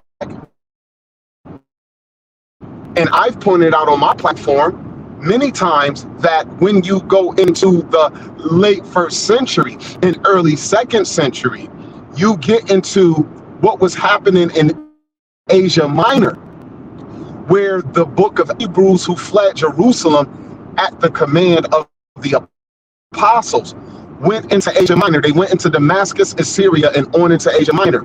So when you read the book of Revelation, chapter, let me see from what, chapter 2 and 3.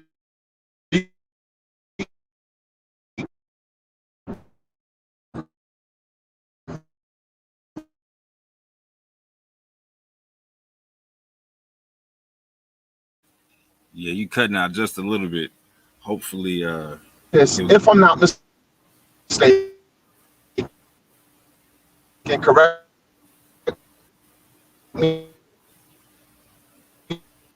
if I'm wrong.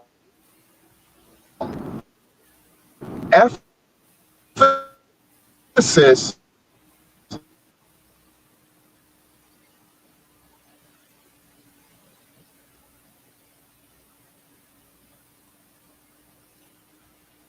yeah, my brother's borging out just a little bit.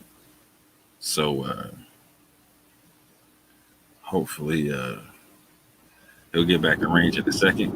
I'm sounding trash, huh? Oh no, you sounding way better now. Oh, you know what? I'm in Lehigh Valley, bro, coming out of Pennsylvania into New York, so the mountains are disturbing me. But I was making a point, I believe, I was around making a point that in the book of Revelation, the 7 churches that are addressed, out of all of them, if I'm not mistaken, Ephesus is the only one out of those 7 that had a letter written to it out of the one's name. When you get into Pergamos, Thyatira, Sardis, Laodicea, Philadelphia, they had no letters written to them by Paul. Why? Because when you look at James and Peter's letters, they're writing to the Israelites scattered abroad as well. So Paul's letters focusing more on the Greek islands, Rome itself, and the tip of Asia Minor. 6 of the 7 churches mentioned in Revelation have no letter written to them by Paul that we have copies of. Am I still coming through clear? Yes, sir. Okay. And so the reason why I'm bringing up that point is because when you get into first of all, you have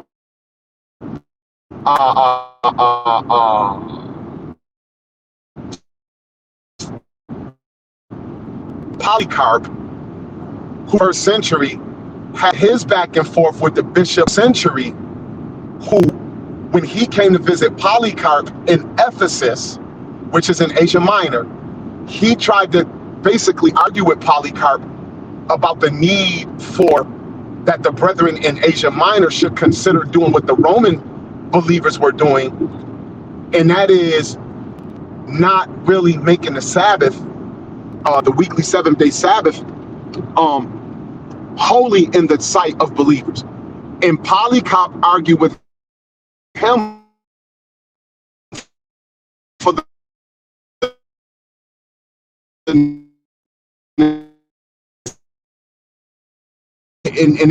and this is where you get into extra biblical history.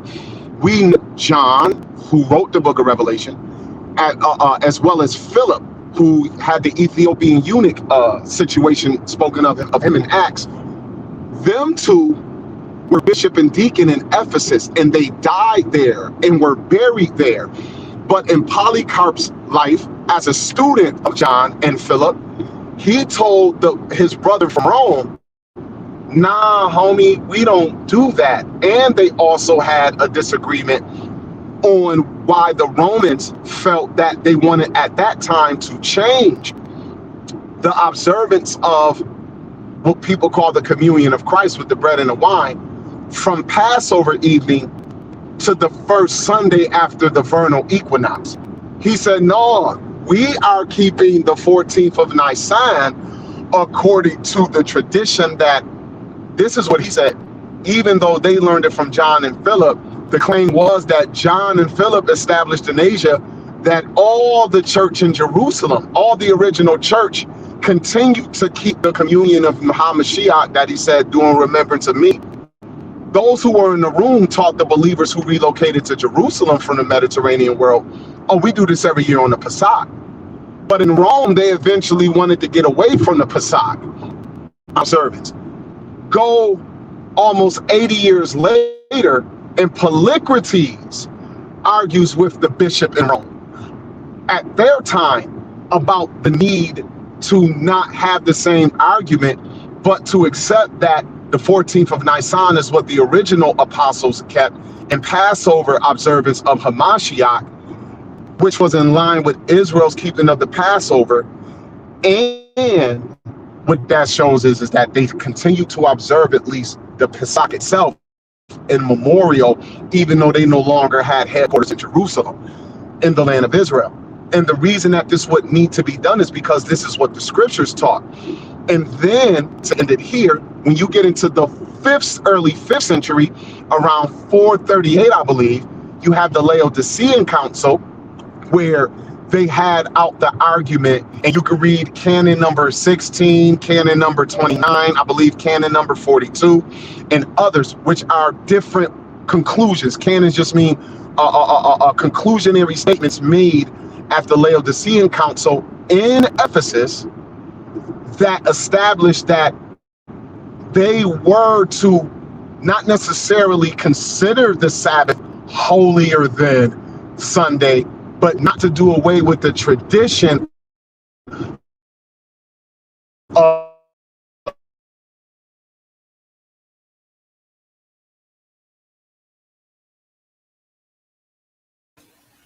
at that time, so that means for the first 400 or 500 years, we established that in the Sabbath believers, but also that the Sabbath of God that he gave to Moses couldn't be swept away under the rug. So for Vince Bantu to establish that in Ethiopia in the 1400s and 1500s, they were having this drag out argument, if you will, with the the Egyptian Coptic Church. It just proves that what we've been saying has merit, and that even to this day, the Holy Shabbat, which is the fourth of the 10 Commandments, is still alive and well, and that Yeshua really meant what he said. He didn't come to destroy the law, but he came to establish it. So yeah, bro. Hey man, I feel like I've spoken too long, bro. So I'm gonna fall back, and I appreciate you giving me audience. Yeah, no worries. But real quick though, what I find interesting about what you just said is I've heard you say the same thing on other platforms like Brand TV, etc., to Christians and other people, to where when you say it, you're starting to get called like a Judaizer or whatnot, right? And so what I'm hearing you say is a differentiation between how two different schools of Christianity were practicing the thing at one point in time. But now I'm also hearing Vince Bantu say the same thing, right? To where he's like, yeah, like, so they're the African Christianity, for lack of a better term, would have been like a Judaized Christianity, because they were rocking with the Sabbath or whatnot. And he's saying that the people in West Africa, if they would have come in contact with Christianity from an Afro-Asiatic people, it would have been a so-called, for lack of a better term, a Judaized Christianity, where like they would have been rocking with the Sabbath, like what you're saying, along with Sunday. So, you know what? That's a great way to put it. Yes. And however they feel about it, I think that they got their terminology wrong, because Judaizing never had nothing to do with the law of Moses originally itself. Judaizing was the law of Moses mixed with Pharisaic and rabbinical tradition that added burdens to how you keep the law of Moses. And that's what Yeshua was fighting against. I got teachings on that. Other people, Yehukanan, Anonymous Hebrew, Ashanti, and others have even exhausted yourselves having these discussions, even on this platform and others. So all we can do is keep up the fight and just encourage our brethren that go onto these platforms not to be shaken, to think that somehow you're doing a dishonor and a disservice. But actually, compared to a lot of our counterparts, especially here in the West, the form of, I guess, and this is if you are a believer in Yeshua of Nazareth being a Hamashiach prophesied in the Torah, and it's not, you are actually much closer to their keeping of the commandment of Yah and the testimony.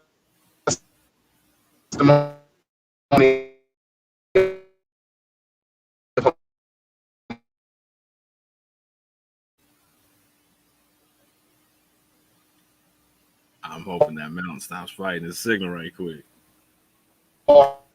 Orthodox brethren, who we find ourselves. I must have fell out, did I? Yo. You good? We can hear you now. Yeah, I fell off there. I was just saying I wanted to. Okay, I don't know what the last thing you may have heard was, but I just wanted to say that. We only lost you for 10 seconds.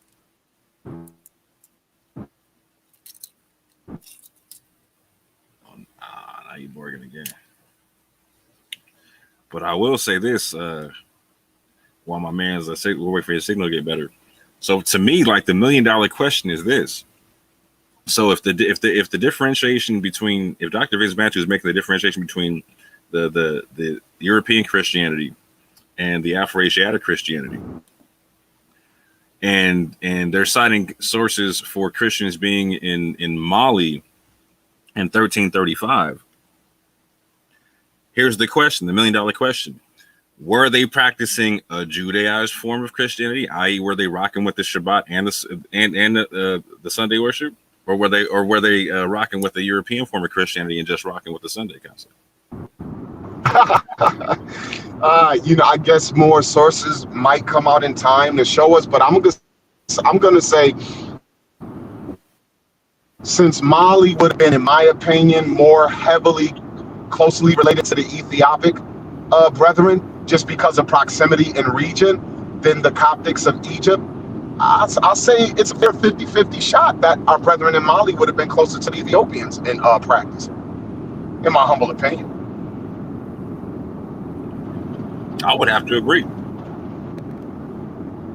I would definitely have to agree. And I want to say this, that, and maybe I said it already, because I'm cutting out and don't know how you heard me, but no, you good. The term of Judaizing, they're not using it in modern times. They don't use heretic the way that they used it in the scripture. They don't use even the term Judaizer.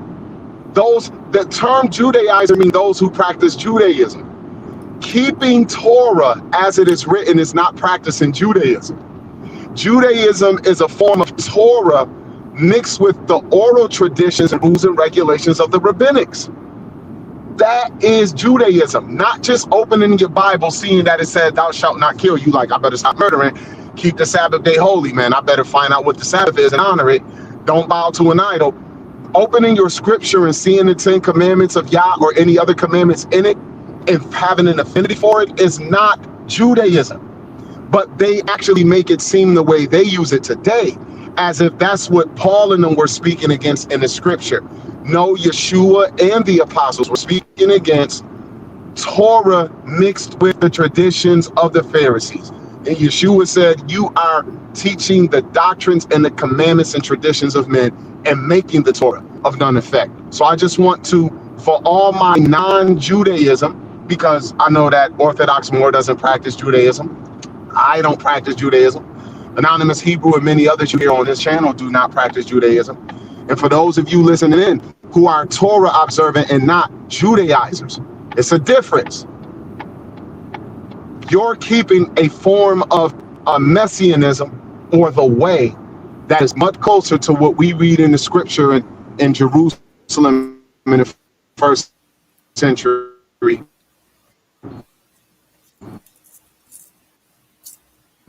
Than our life out to them. No hate, just facts. Facts. Shout out to brother BA joining the panel. Shalom, all right. Greetings and much love to the brothers, man. Much love. Is that Ben Abraham in the building? Salute yes, to you, sir. King. What's going on with you, big Brad? Just to land back off what Zadok said real quick. All what Zadok has shared within the last 5 to 7 minutes, this is public knowledge. This is historically valid. We have sources such as we have. Can I fall off again? Say it again. Hey, can you guys hear me? Yeah, we can hear you. I don't think Jimmy can hear us. Zadok, I think you're cutting out, bro. So I'm gonna meet y'all just for a little bit and let BA go in. Just what my big bruh was saying earlier is that in the first century, to be a Jew, it was more so of those who believed in, who studied, who practiced Torah, and they also implemented the oral traditions, which is commonly called halakha. So at that time, in the first century AD, to be a Jew was not meant. It was not based on. Say it again.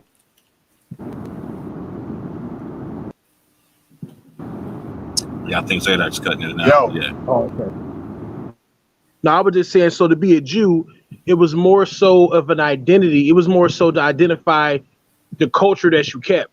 And you were known as a Judaizer based on the traditions that you kept, which were the oral traditions, which was added to the Torah. That's what it meant to be a Jew or a Yehudi back in those times.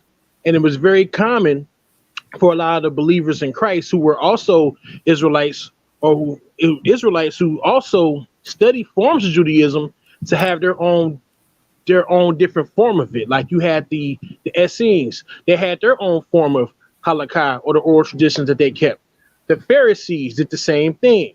The Nazarenes did the same thing, and the Ebionites. So this is historically valid. All this information is public, but unfortunately, we have people who don't want to discuss these things and deal with these things because we know they're protecting their doctrine or their so-called religion. So I just wanted to share that, and that was it. That's what's up. So, what are your thoughts on the brothers citing Islamic sources that, when we look at it, also confirm the West African presence of Israelites, etc.? I don't know too much about it. I just kind of saw this pop up just a few minutes ago. Okay. But I believe you're referring to a discussion that happened between with a few individuals on another platform, and then so all I would say is if you're gonna have to go to those sources to prove one thing and just ignore the most obvious, then we know what's going on here. That's all I got to say. That's what's up. And people like that, we have to ignore and not even give them any room to breathe. You guys know where I stand on that. You know what I'm saying? A lot of these people, in my opinion, they're just here to cause discord and misinformation. And to be honest, I think it's all scripted to begin with. I think there's a force behind the scenes. I believe there's a force here to keep brothers like us divided, to keep brothers fighting, to keep brothers going at each other's neck instead of dealing with the information. You know what I'm saying? Mm-hmm. So I honestly think that a lot of the so-called opposing side, to be honest, I think they have a job to do, and they're doing a good job as far as from an overall perspective of keeping brothers divided. And when it comes to who Israel is or who Israel isn't, they're doing a good job with the confusion, even though they have sources proven otherwise that confirm our belief in our argument. So this is where I think this topic is going to be instrumental in showing the sincerity on both sides, right? In the sense to where, like, okay, if we're going to look at these sources to say that we have a West African presence of Christianity, and therefore Christianity should be respected amongst people of West African descent who went through the slave trade, etc., as a viable West African tradition, then it's going to have to be equally recognized on the other side when we can show via the same sources an Israelite presence in West Africa, in the same places, etc. So if they deny that concept, like, so for instance, like if Zadok was talking about going on Faithful to God's channel, like if you want to jump on his channel, like he said, like, well, you got to prove you're an Israelite right off the top. So let's say I do prove I'm an Israelite via this concept of a connection to West Africa, via specific people, specific DNA, all them types of things, right? Are they now going to recognize it, or are they going to pretend like it doesn't exist now? Like if I can connect myself to certain people, like to like the population of Mali, for instance, are they going to recognize it or not recognize it? You know, I would say that's up to the individual. That's on a case by case basis. I know me personally, if people are going to reject what's actually what we can prove with other historical sources and the connections that we make, that's up to that person on the inside. That's up to them. And you hope and you pray that the Most High has mercy on that person, because you know we're dealing with a force, with a power, Hashem or Yahweh or whichever you prefer to call him, that if you continuously believe in lies, he would send a strong delusion upon you. So at times, I understand it's good for brothers to go back and forth and share information and debate and engage and things of that nature. But at the same time, some of these individuals may be suffering from a strong delusion sent on them from the Most High himself. And we got to be very careful. Yeah, that's very possible. But again, this is what I'm saying. Those kind of things show themselves out to be fact or fiction via situations like this, because it allows people, you get to see if people are going to react honestly or not. Like, yeah. So again, like, so if now we're being asked to recognize a West African connection to Christianity via Islamic sources, we can't then say like these Israelite sources or the Israelite presence is not there via the same sources. And if people are starting to say that, then it's like, okay, well, then you're definitely playing with uneven scales, and it's obvious at this juncture. Yep. But if you recognize it, like, all right, cool. Like we see you're rocking with even scales. Cool. And it's really just that simple. Yeah, it is that simple. I agree, brother. I stand with you on that. You know what I'm saying? I stand with you. But I'm gonna drop the link in the chat one more time to see if anybody wants to jump on. We've been on for a couple of hours.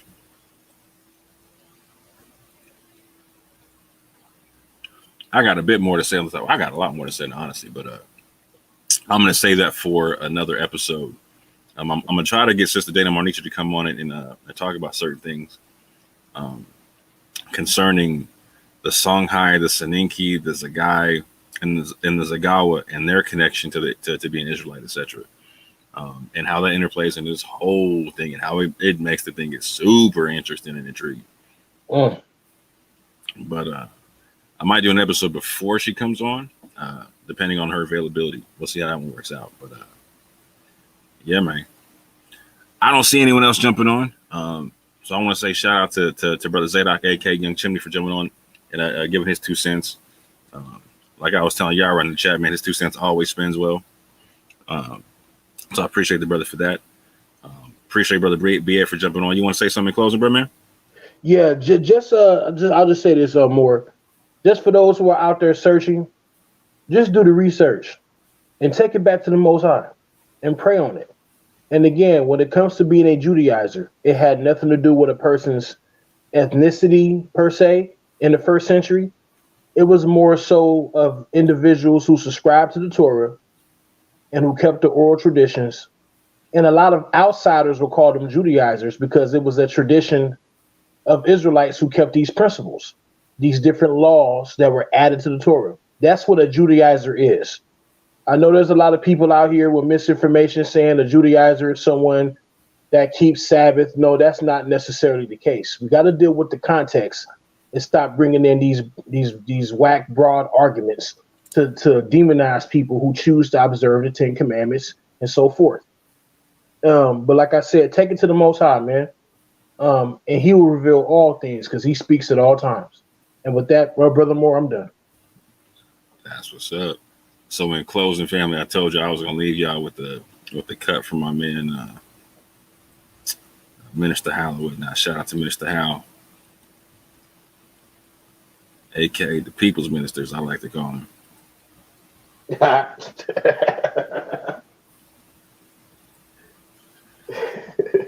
Minutes. All right, quick.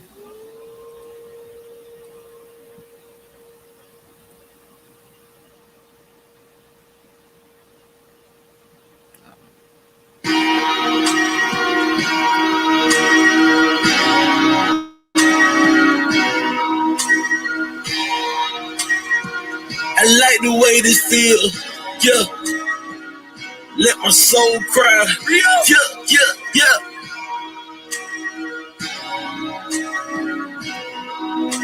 Minister, we're gonna speak from the heart on this one. I'm performing lyrical funerals, no obituary. I killed your boy and brought him back to life. Pet cemetery. My anointing not based on attendance at a seminary. Scarlet witches, they attracted to the visionary. Everywhere I go, I bring the word with me, missionary. Soldier drafted in the war machine, military. Pay attention, what I'm saying to you, legendary. You got the demeanor of a front desk secretary. That means you take the calls, but you don't make the calls. That's why you hate, cause ain't nothing fake about me at all. Now I dare you try to say that with a straight face. My delivery in tip-top great shape. I'm too advanced for you, light years, space age. No evolution for you cavemen, stone age. I'm a thoroughbred, rock solid. I came from the bottom to the top, rock climbing. I grew up in the hood, pros and cons. That's that full court pressure when the Amalek roll out that stretch. Why can't you see it's not logical? And you live diabolical. Boy, your point of view smaller than hair follicle molecule. This for all of them that follow you, smoking all of them barbecue. you. When I pull up, your voice don't correct itself with no auto-tune. I got a whole nother level that I can enter whenever I gotta deal with the devil. I pick a whole nother method. I hear a whole lot of yapping. They wanna see my reaction. Really out here in the community making it happen. I don't really think they understand the dilemma. They ain't looking at the man in the mirror. Can't say it any clearer. The plan is very simple. It's time to start playing in the temple. Look for somebody come and put the can in the temple. Reaching like a baby with his hand full of nipple. The Grim Reaper coming with his hand on the sickle. In his van coming with a red with the van coming get away. I am so glad that I changed up. Made it out of where I came from. Watch for the sliding hook of the slow ball, fastball, and their change up. That ghetto lifestyle, it changed us. Go back to visit, it ain't changed much. Only difference is now the way that my brain process information. And Satan, been after my life since day one. Let me say something. Only reason that I'm still alive today because God's grace is amazing. Just another raisin in the sun. Dream deferred when things occurred. Now you getting served right on the curb like a lemonade stand. I just gave you the benediction, let the whole church say amen.